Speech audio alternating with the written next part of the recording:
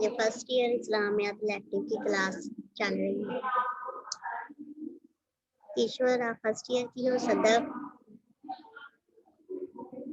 یس first year کی ہوں. صدف آمنہ سمیرہ کیل.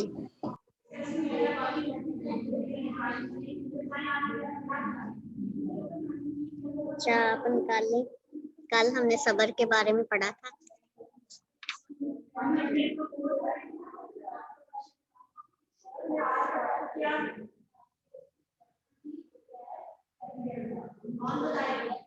کل صبر کے بارے میں پڑھا تھا. آج ہم افو کے بارے میں پڑھتے ہیں، یعنی درگزر کرنا. افو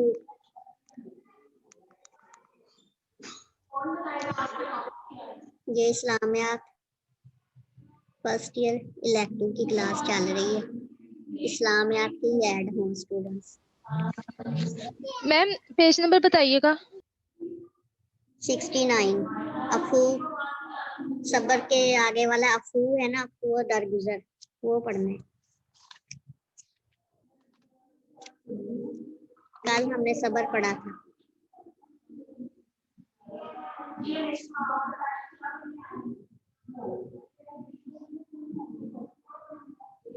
کھول لیا پیج.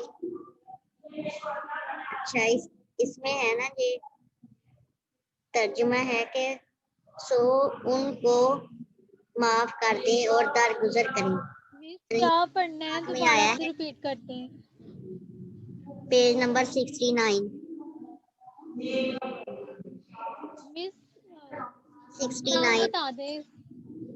افو. صبر سے آگے افو. نکال لیا، جلدی سے نکالیں گا.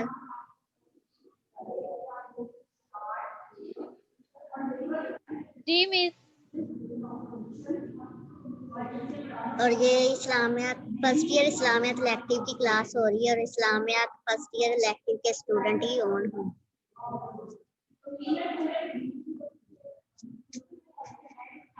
اس کے معنی ہیں، افو کے معنی ہیں معاف کرنا، یعنی معنی و مفہوم اس کے ہیں. امام راغب رحمۃ اللہ علیہ نے کتاب مفروضات قرآن میں افو کو افا یافو سے مصدر بنایا ہے، جس کے متعدد معنی ہے گناہ سے درگزر کرنا اور سزا نہ دینا. نمبر 2 پہ ہے ہر وہ چیز جو ضرورت سے زائد ہو، حتیٰ کہ بالوں کو کاٹنا اور بڑھنے کے لیے چھوڑ دینا. نمبر 3 پہ ہے مٹانا، محو کرنا اور ڈھانپنا. یہ تینوں افو کے معنی میں آتے ہیں. اس طرح افو کے معروف معنی معاف کرنا ہے، درگزر کرنا ہے، نظر انداز کرنا وغیرہ ہے. یعنی کہ کسی سے انتقام نہ لینا، کسی کو معاف کر دینا اور اس سے انتقام نہ لینا، یہ افو کے معنی میں ہی آتا ہے. قرآن مجید میں اسے مغفرت کے معنیوں میں بھی استعمال کیا گیا ہے. یعنی افو کو نا قرآن مجید میں مغفرت کے معنیوں میں بھی استعمال کیا گیا ہے. یعنی اللہ کریم بندے کے گناہوں کی پردہ پوشی کرنا اور بخشنا اور افو ہی کہلاتا ہے. یعنی بندوں کے گناہوں کو بخش کر اس کی پردہ پوشی کر دینا، اس کو بخش دینا افو ہی کہلاتا ہے. شریعت کی اصطلاح میں افو سے مراد ہے کہ دوسروں کی لرزش، زیادتی اور برائی کے بدلے میں قدرت اور اختیار رکھنے کے باوجود انتقام نہ لینا اور درگزر کرتے ہوئے معاف کر دینا. اللہ تعالیٰ کا ارشاد ہے کہ جو بندے اپنے قصورواروں کو معاف کرتے ہیں تو میں بھی اپنے قصوروار بندہ کو معاف کرتا ہوں. یعنی اس کا آیت کا مطلب یہ ہوا کہ مفہوم یہ ہے کہ جو بندے اپنے قصور والوں کو معاف کر دیتے ہیں، جن کا قصور ہوتا ہے ان کو معاف کر دیتے ہیں، تو اللہ تعالیٰ کہتا ہے کہ میں بھی اس بندے کو معاف کرتا ہوں جو دوسروں کو معاف کرتا ہے. آگے ہے افو کی حد کہاں تک ہوتی ہے. افو یعنی شریعت الہیہ نے افو کی ایک حد مقرر کی ہے. اگر اس حد سے تجاوز کیا جائے یعنی آگے نکل جائے تو یہ سخت گناہ دہ ہے، نقصان دہ یعنی گناہ ہے. گناہ ہو جاتا ہے، یعنی سخت نقصان ہوتا ہے اس کا جو اس حد سے پار ہو جاتا ہے، یعنی آگے نکل جاتا ہے، اور عزت نفس اور خودی کے ختم ہو جانے کا اندیشہ ہے۔ اسلام دین اعتدال ہے اور ہر شعبہ میں میانہ روی کو پسند کرتا ہے، اس لیے حقوق میں بھی اعتدال ہی کا حکم دیتا ہے۔ چنانچہ اگر ایک طرف اسلام معافی اور چشم پوشی کی تعلیم دیتا ہے تو دوسری طرف عزت نفس کو برقرار رکھنے کا بھی تقاضا کرتا ہے۔ اسلام عیسائیت کی اس تعلیم کو کہ اگر کوئی شخص تمہارے رخسار پر ایک تھپڑ مارے تو تم اپنا دوسرا گال بھی اس کے سامنے پیش کر دو، قطعاً پسند نہیں کرتا۔ یعنی اسلام یہ پسند نہیں کرتا کہ اگر کوئی ایک تھپڑ مار دے تو دوسرا گال بھی اس کے سامنے پیش کیا جائے، یہ اسلام پسند نہیں کرتا کیونکہ یہ غیر فطری ہے۔ بلکہ اگر عفو میں طاقت اور قوت کا جز شامل نہ ہو تو وہ اسلام کے نزدیک محض کمزوری ہے، کیونکہ حضور صلی اللہ علیہ وسلم نے فرمایا کہ عفو صرف قادر ہونے کی صورت میں ہے، یعنی قدرت رکھنے کی صورت میں ہے۔ اسلام نے عفو و درگزر کی ایسی تعلیم دی ہے جس کے ساتھ انسانی خودداری کی شان بھی قائم رہے، یعنی اس میں خودداری بھی، اس کی انسانیت میں خودداری بھی باقی، یعنی اس کی شان بھی قائم ہی رہی۔ حدود اللہ یعنی اللہ تعالیٰ کی حدیں ہیں جو، اور اجتماعی امور جو اکٹھے کام ہیں، اجتماعی امور میں عفو نہیں۔ حدود اللہ اور اجتماعی امور میں عفو نہیں۔ عفو میں یہ امر یعنی یہ کام مد نظر رہے کہ ایک آدمی کی عام لرزشیں اور خطائیں تو نظر انداز کی جا سکتی ہیں، لیکن جب دین اور سوسائٹی میں فساد اور انتشار کا امکان ہو اس وقت کسی کو معاف نہیں کیا جا سکتا۔ مثلا قتل، ڈاکہ، زنا اور چوری وغیرہ کے مرتکب آدمی کو معاف نہیں کیا جا سکتا، بلکہ اس پر حد شرعی جاری ہوگی۔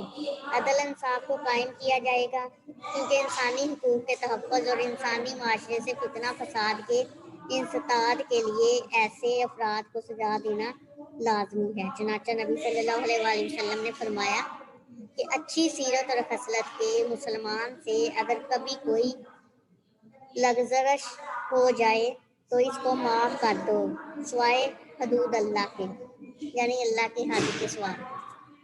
حضرت عائشہ صدیقہ رضی اللہ عنہما فرماتی ہیں کہ میں نے کبھی نہیں دیکھا کہ نبی صلی اللہ علیہ وآلہ وسلم نے اپنے ذاتی معاملے میں کسی سے انتقام لیا ہو، لیکن جب لوگ حقوق اللہ میں دست درازی کرتے تو آپ صلی اللہ علیہ وآلہ وسلم انتہائی غضبناک ہو جاتے۔ اس سے ظاہر ہوتا ہے کہ غضب اور غصہ شریعت کے تابع رہنا چاہیے، اور اگر عفو و درگزر سے دینی اور اجتماعی حدود پر ضرب لگی تو وہاں عفو سے کام لینا ہرگز جائز نہیں۔ یعنی اگر دین کے کوئی خلاف ہو جائے، دین کے کوئی نقصان پہنچانا ہو تو ادھر تو عفو درگزر نہیں کرنا چاہیے نا شریعت میں۔ یعنی اگر کوئی غصہ کرتا ہے شریعت کے خلاف ہے کہ ادھر عفو درگزر کرے، یعنی دین کو کوئی نقصان پہنچاتا ہے، دین پہ کوئی ضرب لگاتا ہے، کوئی اجتماعی دین پہ ضرب لگاتے ہیں یعنی نقصان پہنچاتے ہیں، اس میں عفو درگزر کرنا جائز نہیں ہے، بلکہ اسلام نے قصاص کو سرچشمہ حیات قرار دیا ہے۔ آیت میں آیا ہے کہ اللہ تعالیٰ فرماتے ہیں تمہارے لیے قصاص میں زندگی ہے، یعنی عفو کا اصل مقصد مجرم کے دل میں ندامت کا شعور اور پشیمانی کا احساس پیدا کرنا ہے۔ یعنی معاف کرنے کا مقصد یہ نہیں کہ کمزوری ہے، بلکہ اس کے جس کو معاف کیا گیا ہے اس کے دل میں اس کی ندامت ہو، اس میں شعور آ جائے اور پشیمانی کا احساس پیدا ہو جائے، تاکہ وہ جذبہ عفو سے متاثر ہو کر آئندہ جرم نہ کرے، یعنی آئندہ ایسی حرکت نہ کرے جس کی وجہ سے اسے معاف کیا گیا ہے۔ آگے اگر اس کی اہمیت میں لکھیں گے، جو پیچھے ہم نے جتنے بھی پڑھے ہیں اس کی اہمیت جہاں بھی آئے گی نا، صبر کی اہمیت یا تقویٰ کی اہمیت، عفو کی اہمیت، عدل کی اہمیت میں قرآنی آیات ہی لکھنی ہے. اور قرآنی آیات جو ادھر بیان کی گئی ہیں 5 ہیں، ان میں سے آپ نے 3 یاد کرنی ہے. ان میں سے ایک آپ نے پہلی یاد کرنی ہے، بے شک اللہ تعالیٰ معاف کرنے والا اور بخشنے والا ہے. بے شک اللہ تعالیٰ معاف کرنے والا اور بخشنے والا ہے. ایک یہ یاد کر لینا. اور ایک نمبر 2 پہ ہے، بے شک اللہ تعالیٰ معاف کرنے والا اور قدرت رکھنے والا ہے. یہ نمبر 2 والی ہے، یہ بھی یاد کرنی ہے، اس پہ نشان لگا لیں. اہمیت جتنی بھی ہم نے پڑھی ہے، صبر کی، عدل کی، تقویٰ کی، جتنی بھی اہمیت آئی ہوئی ہے نا، اہمیت میں قرآن پاک کی آیت کی ذکر کرنی ہے. نمبر 1 پہ یہ لکھنی ہے، بے شک اللہ تعالیٰ معاف کرنے والا اور بخشنے والا ہے. نمبر 2 پہ بے شک اللہ تعالیٰ معاف کرنے والا اور قدرت رکھنے والا ہے. اور نمبر 3 آگے آپ نے یاد کرنی ہے،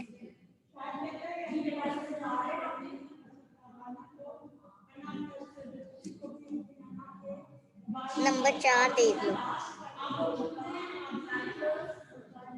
نمبر 4 دیکھ لیں، یا نمبر 3 ہے، اور وہی ہے جو اپنے بندوں کی توبہ قبول کرتا ہے اور برائیوں کو معاف کر دیتا ہے، اور وہ جانتا ہے جو تم کرتے ہو. یہ نمبر 3 والی کرنا. آگے آپ نے عفو سوائے رسول صلی اللہ علیہ وسلم ہے. رسول صلی اللہ علیہ وسلم کا عفو کا مجسمہ تھے، یعنی رسول صلی اللہ علیہ وسلم عفو کا مجسمہ تھے، اور آپ صلی اللہ علیہ وسلم کی پاک زندگی عفو کا اعلیٰ نمونہ ہے. اللہ تعالیٰ نے خود اپنے حبیب صلی اللہ علیہ وسلم کو اس امر کی تلقین کی، یعنی اس کام کی تلقین کی. کون سے کام کی؟ عفو درگزر کرنے کی. آگے قرآن پاک میں آیا ہے کہ اللہ تعالیٰ فرماتے ہیں، بس تم معاف کر دو اور درگزر کرو جہاں تک کہ اللہ اپنا حکم لائے. یعنی معاف کر دو اور درگزر کرو جہاں تک کہ، کہاں تک کہ اللہ اپنا حکم لائے. آگے قریش مکہ. قریش مکہ جب حضور صلی اللہ علیہ وسلم نے اپنے مشن کا آغاز کیا اور لوگوں کو دین اسلام کی طرف بلایا، تو مشرکین مکہ نے آپ صلی اللہ علیہ وسلم پر شدید مظالم ڈھائے اور آپ صلی اللہ علیہ وسلم کو طرح طرح کی تکلیفیں اور اذیتیں دی. لیکن رحمت دو عالم صلی اللہ علیہ وسلم نے نہ صرف دشمنان اسلام کے لیے بددعا کرنے سے پرہیز کیا، یعنی احتجاج یعنی بردعا نہیں دی، ان کو بردعا نہیں دی. دشمنان اسلام جتنے بھی تھے نا، آپ صلی اللہ علیہ وسلم کی اتنی تکلیفیں دی، پھر بھی آپ نے ان کو بردعا نہیں دی، عفو و درگزر کا راستہ اختیار کیا. بلکہ آپ نے یہ دعا فرمائی ہے، اللہ میری قوم کو ہدایت دے کیونکہ وہ نہیں جانتے. یعنی آپ نے بردعا نہیں دی بلکہ ان کو دعا دی تھی. آگے سفر طائف کیسا تھا؟ سفر طائف میں دعوت و ارشاد کے ابتدائی دور میں آپ صلی اللہ علیہ وسلم اہل مکہ کی ہٹ درمی سے مایوس ہو کر نہ طائف تشریف لے گئے اور وہاں کے لوگوں کو اسلام کی دعوت دینا چاہی، تو انہوں نے آپ صلی اللہ علیہ وسلم کو تکلیفیں دینی شروع کر دی. آپ کے پیچھے شرارتی لڑکے لگا دیے، یعنی گنڈے ٹائپ لڑکے پیچھے لگا دیے جو آپ صلی اللہ علیہ وسلم پر پتھر پھینکتے تھے. چنانچہ آپ صلی اللہ علیہ وسلم کو لہو لہان کر دیا، یعنی لہو لہان ہو کر وہاں سے آپ جان بچا کر نکلے. اس موقع پر حضرت جبرائیل علیہ السلام حاضر خدمت ہوئے اور عرض کی کہ اگر آپ صلی اللہ علیہ وسلم حکم دیں تو طائف کی بستی کو میں تباہ کر دوں، یعنی ان پر میں پہاڑ گرا دوں. تو آپ صلی اللہ علیہ وسلم نے کہا نہیں، درگزر کریں، درگزر سے کام لینا چاہیے. درگزر کرنے کا کام لیتے ہوئے فرمایا نہیں کہ ان کی نسل سے اہل ایمان اٹھیں، اور ایسا ہی ہو کہ نہیں ہو سکتا ہے کہ ان کی، یعنی آپ نے کہا کہ ان پر اگر پہاڑ نہیں گرائیں گے، یعنی ان پر پہاڑ نہیں گرانا، کیونکہ اگر ان پر پہاڑ گرائیں گے تو کوئی ایسی نسل اٹھے جو اہل ایمان ہو ان میں سے. اس لیے آپ نے کہا अफू और दरगुजर का रास्ता अख्तियार किया तो आपने कहा नहीं, इन पर कोई बरदुआ नहीं देनी, ना इन पर कोई तकलीफ नहीं देनी। हो सकता है कि इनकी नस्ल से अहले ईमान उठे और ऐसा ही हुआ हो, यानी ये अहले ईमान वाले हों तो वो आगे सलाम फैलाएं। आगे यहूद मदीना, मदनी जिंदगी में अहले यहूद ने आप सल्लल्लाहु अलैहि वसल्लम के खिलाफ बहुत साजिशें की और बारहा आप सल्लल्लाहु अलैहि वसल्लम को नाउजुबिल्लाह कत्ल करने का मंसूबा भी बनाया। यहूदी कबीला बनु नज़ीर ने आप सल्लल्लाहु अलैहि वसल्लम पर पत्थर गिराकर आप सल्लल्लाहु अलैहि वसल्लम को शहीद करने की साजिश की और खैबर की एक यहूदिया ने आप सल्लल्लाहु अलैहि वसल्लम के खाने में जहर मिलाकर खाना दिया, लेकिन आपने हर बार इन्हें माफ करते रहे और सिर्फ इस वक्त इन्हें करार वाकई सजाएं दी जब इनकी रेशा दवानियां हद से बढ़ गई। यानी आप बार बार जो वो बहुत सी तकलीफें देते रहे, यहूदी और यहूदियाएं बहुत सी तकलीफें देती रही, कोई खाने में जहर मिलाते रहे, लेकिन आप बार बार इनको माफ ही फरमाते रहे। लेकिन तब इनको सजाएं दी जब इनकी ये अजियतें हद से बढ़ गई, यानी इनकी रेशा दुआनियां हद से बढ़ गई। आगे है फतह मक्का के मौका पर आपने अफू की ऐसी ताबनाक मिसाल कायम की कि जिसकी नज़ीर पूरी तरीके इंसानी में मिलना नामुमकिन है। आप सल्लल्लाहु अलैहि वसल्लम को अपने मुखालफिन पर गुलबा हासिल हुआ। दुनिया का कोई कानून, कोई ज़ाब्ता इखलाक आप सल्लल्लाहु अलैहि वसल्लम को इन लोगों से अपनी तकलीफ का पूरा बदला लेने से माना नहीं था, लेकिन आप सल्लल्लाहु अलैहि वसल्लम ने आम माफी का ऐलान कर दिया और फरमाया कि जाओ, तुम आज़ाद हो। आज के दिन तो तुम पर कोई सरजंश नहीं, हत्ता के अबू सुफियान को जो इस्लाम का दुश्मन नंबर 1 था, यानी अबू सुफियान जो इस्लाम का दुश्मन नंबर 1 था, ये अबू सुफियान एक था, ना सिर्फ माफ कर दिया, इनको भी आपने माफ कर दिया था, बल्कि इसके घर को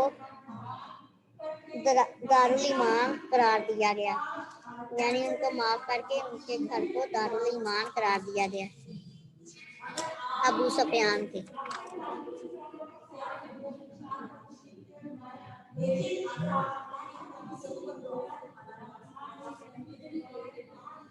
आगे अगर हदीस इसमें इसकी जो अबू सुफियान की बीवी थी ना, हिंदा, जिसने गजवा उहद में आप सल्लल्लाहु अलैहि वसल्लम के महबूब चचा हजरत हमजा रजी अल्लाह तआला अन्हु का कलेजा चबाया था, इनको भी आपने माफ कर दिया है।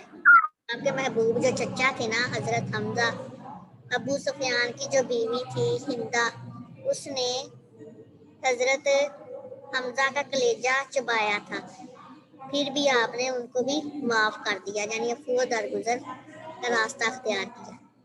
आप सल्लल्लाहु अलैहि वसल्लम की ज़ाती ज़िंदगी में अफू दरगुजर की मिसालें बेशुमार हैं, लेकिन एक वाक़या का जिक्र बहुत ज़रूरी है। वो क्या कि एक मरतबा हुज़ूर सल्लल्लाहु अलैहि वसल्लम अपनी तलवार दरख्त पर लटकाए वहीं सो रहे थे कि एक काफिर आया, तलवार सूंघकर आप सल्लल्लाहु अलैहि वसल्लम को जगाया और कहने लगा, ए मोहम्मद सल्लल्लाहु अलैहि वसल्लम, बताओ अब मेरे हाथ से आप सल्लल्लाहु अलैहि वसल्लम को कौन बचाएगा?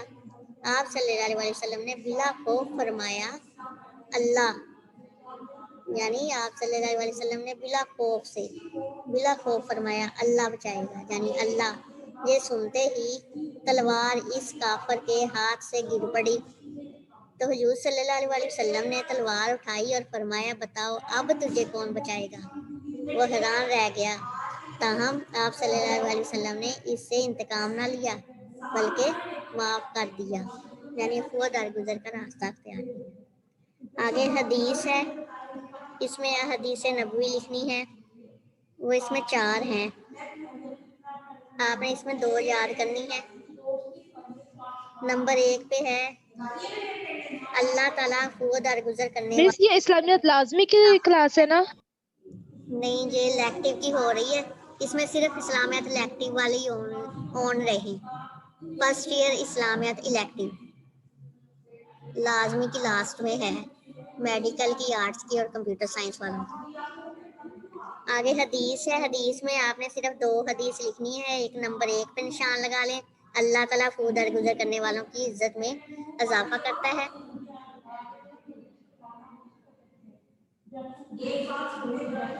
لگا لیا. آگے ہے نمبر 2 پہ. ایک دوسری حدیث میں فرمایا ہے کہ پہلوان وہ نہیں جو دوسروں کو بچھاڑ دے، بلکہ وہ ہے جو غصے کے وقت اپنے آپ پر قابو رکھے. یہ نمبر 2 پہ لگا دیں. آگے ہے ثمرات و فوائد، یعنی اس سے درگزر کرنے سے ہمیں کیا پھل حاصل ہوتا ہے اور کیا فائدے ملتے ہیں. اس کا ہے پہلا فائدہ معاشرہ کی سالمیت، یعنی معاشرہ کی سالمیت ہوتی ہے. عفو سے معاشرے کی سالمیت اور استحکام برقرار رہتا ہے. انسانی معاشرے میں امن و سکون پیدا رہتا ہے، یعنی ایک دوسرے سے لڑائی جھگڑے وغیرہ نہیں ہوتے، نہ حسد ہوتی ہے، نہ ایک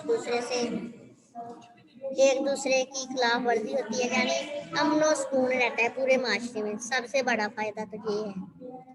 آگے ہے اشاعت اسلام، یعنی اسلام کی اشاعت میں عفو کو نمایاں اہمیت حاصل ہے، کیونکہ دشمنان اسلام جس قدر اس صف سے متاثر ہوتے ہیں کسی اور چیز سے نہیں ہوتے. یہ ہے دوسرا بڑا فائدہ. تیسرا فائدہ ہے خدا تعالیٰ کی رضائے مغفرت، یعنی اللہ تعالیٰ کی ہمیں مغفرت حاصل ہوتی ہے، خوشی حاصل ہوتی ہے، یعنی اللہ تعالیٰ کی رضا حاصل ہوتی ہے اور ہمیں کیا ملتا ہے؟ مغفرت ملتی ہے. اس کا تیسرا بڑا فائدہ یہ ہے.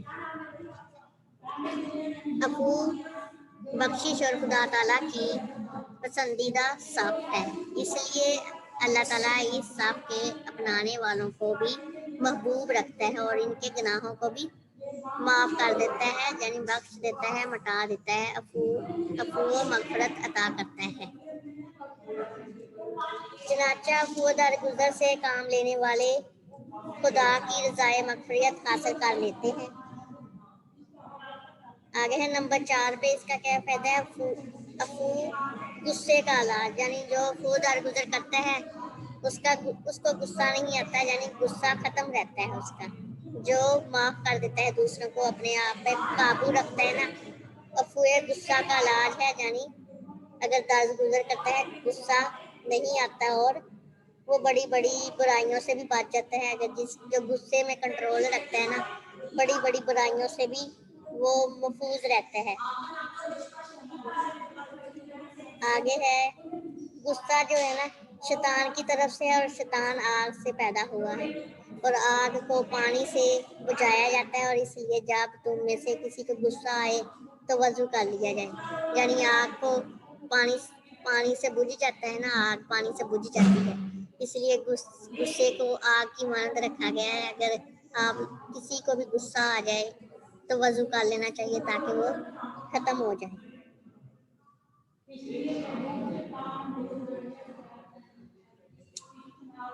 یہ آج سے 1400 سال پہلے اس کا علاج بتا دیا گیا، غصے کو ختم کرنے کا. نبی صلی اللہ علیہ وسلم نے بتایا تھا آج سے 1400 سال پہلے. آگے نمبر 5 میں دشمن دوست ہو جاتے ہیں، یعنی اگر کسی کو معاف کر دیا جائے تو وہ جو دشمن بھی ہوتا ہے وہ بھی دوست بن جاتا ہے. نمبر 6 پہ ہے آثار قربانی، یعنی عفو کا ایک بڑا فائدہ یہ ہوگا کہ افراد معاشرے کے دل میں آثار قربانی کے احسانات پیدا ہوں گے، کیونکہ عفو کی بدولت آثار کا جذبہ قوی ہوتا ہے، یعنی مضبوط. اثار ہی وہ جذبہ ہے جس کے ہوتے ہوئے کسی معاشرے کی صفوں میں ضعیف و انتشار پیدا نہیں ہو سکتا. یعنی آثار قربانی ہی وہ فائدہ ہے جو معاشرے کی صفوں میں ضعیف و انتشار پیدا نہیں ہو سکتا. آگے ہے عزت میں اضافہ. عفو انسان کی عزت و وقار میں اضافے کا باعث ہے. ارشاد ہے کہ اللہ تعالیٰ عفو کرنے والے کی عزت میں اضافہ کر دیتا ہے. یہ حدیث ہے صحیح بخاری میں سے، بخاری شریف کی. یعنی اللہ تعالیٰ عفو کرنے والوں کی عزت میں اضافہ کر دیتا ہے. آگے تقوی کا ذریعہ بھی ہے عفو اور درگزر تقوی کا ذریعہ بھی ہے. نصرت الہی یعنی مدد، اللہ کی مدد. عفو نصرت الہی کا موجب ہے، یعنی اللہ تعالیٰ کی مدد کا سبب ہے. اس میں اسلامیات الیکٹیو کے ہی اسٹوڈنٹ جوائن کریں. اسلامیات فرسٹ ایئر اسلامیات الیکٹیو، فرسٹ ایئر اسلامیات الیکٹیو کے ہی اسٹوڈنٹ رہیں. آگے ہے دیگر فضائل اخلاق. عفو اور بخشش سے انسان میں عزم و حوصلہ، شرف و کمال، تحمل، بردباری جیسے دیگر جو فضائل ہیں نا، اخلاقی فضائل، تربیت پاتے ہیں. جیسا کہ ارشاد ہے کہ اللہ تعالیٰ فرماتا ہے اور جس نے صبر کیا اور معاف کر دیا تو بے شک یہ بڑی ہمت کے کاموں میں سے ہے. یعنی اللہ تعالیٰ اس آیت میں فرماتے ہیں قرآن پاک ہے کہ جس نے صبر کیا اور معاف کر دیا تو بے شک یہ بڑی ہمت کے کاموں میں سے ہے. آگے لاسٹ میں ہے کہ عفو قلبی عبادت میں اعلیٰ ترین عبادت ہے جسے اپنانے کا اللہ تعالیٰ نے حکم دیا ہے. یہ وصف رسول صلی اللہ علیہ وسلم میں بذریعہ ختم موجود تھا. صحابہ اکرام اور بزرگان دین کا بھی یہ شعار رہا ہے. اس سے دین دنیا کے متعدد فوائد حاصل ہوتے ہیں. اسلام دین صاف حمیدہ کو اپنے پیروکاروں میں نمایاں دیکھنا چاہتا ہے. اس میں ایک وصف عفو بھی ہے، یعنی جس سے زندگی نکھرتی ہے، انسانیت کی شخصیت نکھرتی ہے اور حسن پیدا ہوتا ہے. آگے ہے عدل. عدل کے معنی ہے برابر برابر اور سیدھا سیدھا تقسیم کرنا یا برابر رکھنا، ہر ایک کو برابر رکھنا. عدل کے معنی میں ہر ایک کو برابر رکھنا. اللہ تعالیٰ فرماتا ہے مجھے حکم دیا گیا ہے کہ میں تمہارے درمیان انصاف کروں. اس کے معنی ہوئے برابر اور سیدھا کرنا، توازن اور تناسب قائم رکھنا، کسی پر بوجھ نہ ڈالنا، یعنی کسی مس بوجھ توازن کسے کہتے ہیں؟ توازن یس مس. برابر یعنی ایک جیسا رکھنا. اوکے مس. افراط و تفریق سے بچنا، کسی بوجھ کو دو برابر حصوں میں اس طرح بانٹنا کہ دونوں میں سے کسی میں ذرا برابر بھی کمی بیشی نہ آ جائے. اس کو عربی میں عدل کہتے ہیں. عربی میں عدل کہتے ہیں اور اردو میں ہم کہتے ہیں برابر رکھنا، یعنی توازن برابر رکھنا. اس کا پیمانہ توازن، اس کا پیمانہ برابر رکھنا، یعنی ہر ایک انسان کو ایک ہی نظر یعنی برابر رکھ. برابر کی نظر میں دیکھنا.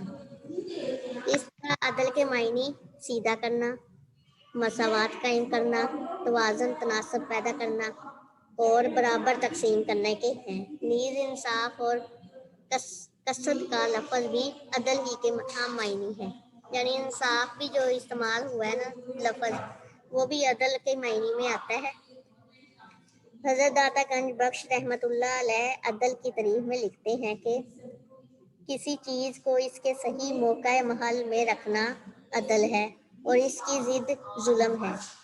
یعنی جو اس کو موقع محل میں رکھنا عدل ہے اور اس کی اگر ضد دوسری طرف جائے تو وہ ظلم ہے. کسی چیز کو ایسی جگہ رکھنا جو اس کے لائق نہ ہو. اس طریق کی روح سے نیکی یا برائی دونوں کا یکساں بدلہ عدل کہلائے گا، لیکن نیکی کا زیادہ بدلہ احسان اور برائی کا زیادہ بدلہ کیا ہے؟ ظلم ہوگا، یعنی اس کا جو فرمان کے مطابق ہے. آگے ہے مساوات. مساوات کا مطلب ہے برابر، یعنی برابر تقسیم کرنا. یہ کام مد نظر رہے کہ عدل سے مراد محض انصاف اور مساوات ہی نہیں، اگرچہ بعض حیثیتوں سے تو عدل مساوات ہی کا دوسرا نام ہے، یعنی اس کا دوسرا نام ہی مساوات ہے. مثلا شہری اور معاشرتی حقوق، لیکن بعض حیثیتوں سے مساوات عدل کے بالکل منافی ہے۔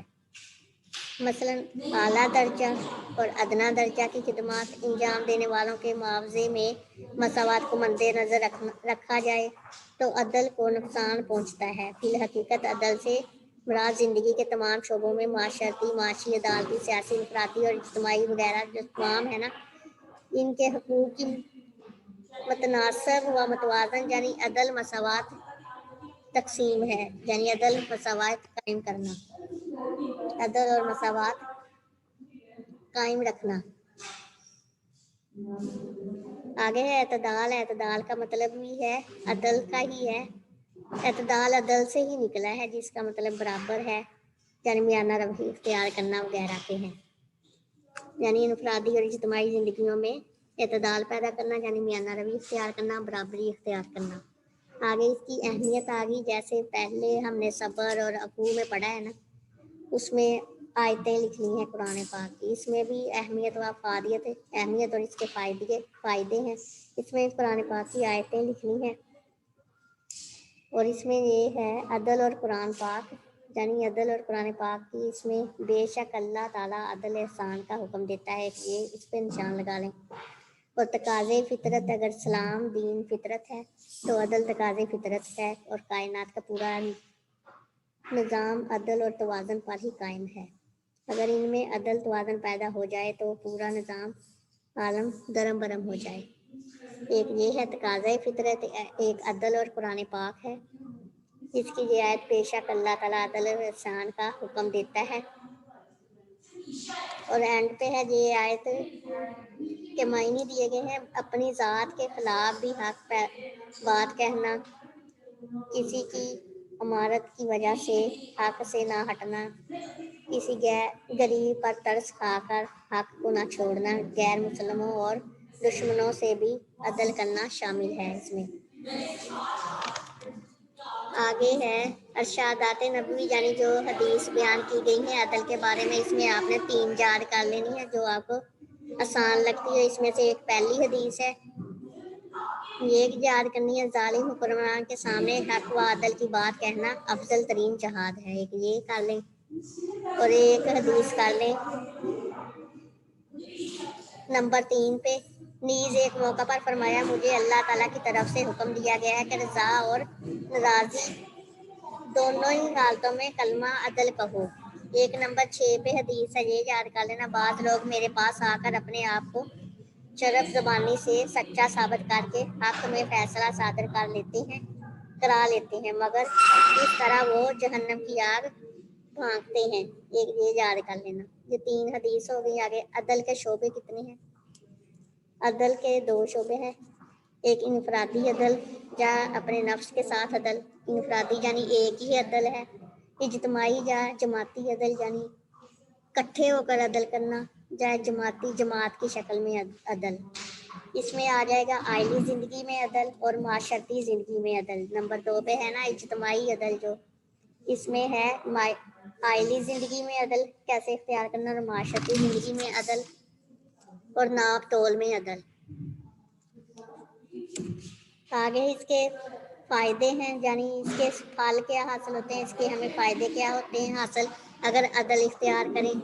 عدل کے 8 فائدے ہیں، ایک استحکام معاشرہ ہے، معاشرتی مساوات ہے، دنیا کی کامیابی حاصل ہوتی ہے، اجرے آخرت یعنی آخرت میں بڑا اجر ہے اگر عدل کیا جائے، عدل کرنے سے آخرت میں بہت فائدہ ہے، یعنی آخرت جو انسان دنیا میں عدل انصاف کرتا رہے آخرت میں اس کو بڑا اجر دیا جائے گا۔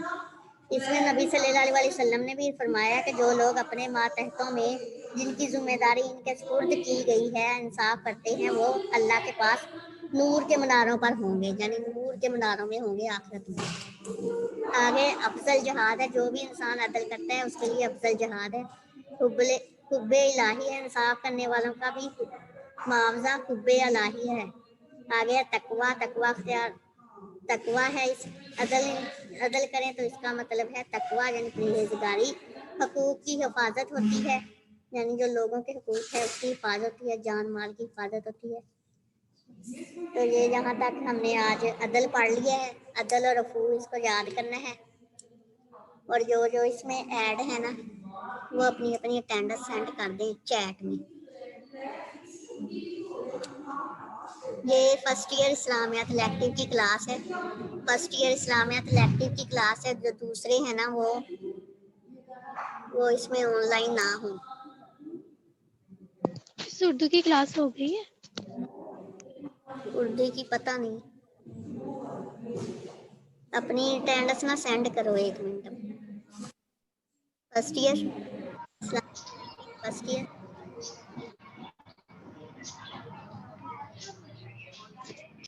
जो इस्लामियात इलेक्टिव के नहीं है ना स्टूडेंट फर्स्ट ईयर के, वो ना ऑन हो।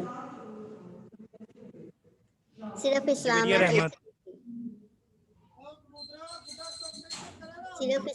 इलेक्टिव फर्स्ट ईयर इस्लामियात इलेक्टिव की क्लास है। और ये अपनी अपनी अटेंडेंस चैट में जिन्होंने अभी सेंड नहीं की वो कर दें।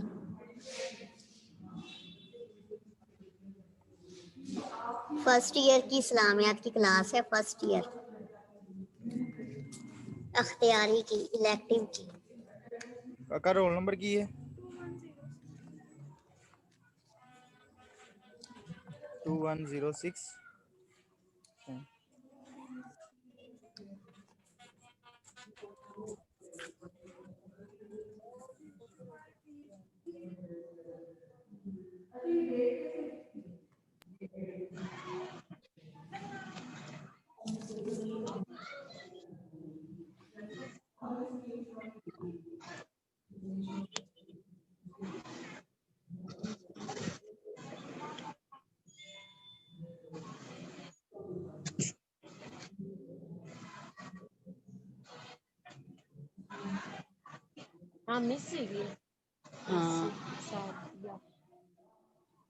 ये भी फर्स्ट ईयर की क्लास चल रही है, अभी थर्ड ईयर की नहीं है।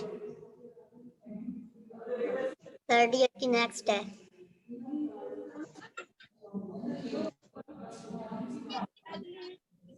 अभी थर्ड ईयर की नेक्स्ट क्लास है। एक ही क्लास से आंदा है। मैं सुन लेने तो नहीं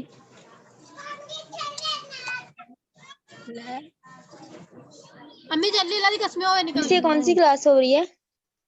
ये इसके क्या बाद अम्मी थर्ड उन ईयर की 5 होगी। मिनट इसके बाद थर्ड ईयर की जा होगी। मेरे को तेल लग मैं मोबाइल देख जा नहीं क्यों कैसे मैं चली अम्मी के नाल चावल क्या कर रही है? अम्मी नु क्या 5 मिनट ये क्या कर रहे हो आप लोग? अम्मी बस 5 मिनट क्लास 1 बजे दी नहीं लेनी।